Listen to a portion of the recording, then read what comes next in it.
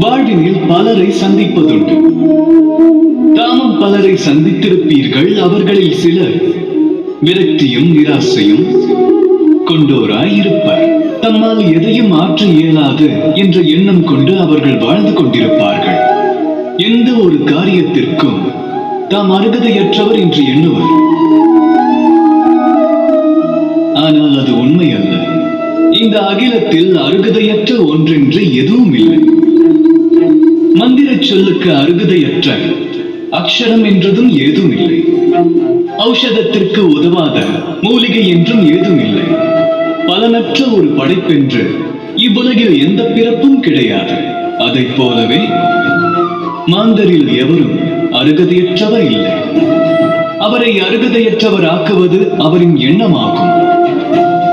ஆகையால் சுயத்தினை அறிந்தால் ஒருவர் தான் யார் என்பதை உணரலாம். ஆழ்மனதை எழுப்புங்கள். அது விழித்தெழுந்தால் இன்பமெனும் அகிலத்தை தாம் காண இயலும். அந்த அகிலத்தினில் நிராசை, ஏமாற்றம் மற்றும் தோல்வி எனும் பாவனைகளை காண இயலாது. ராதா ராதா.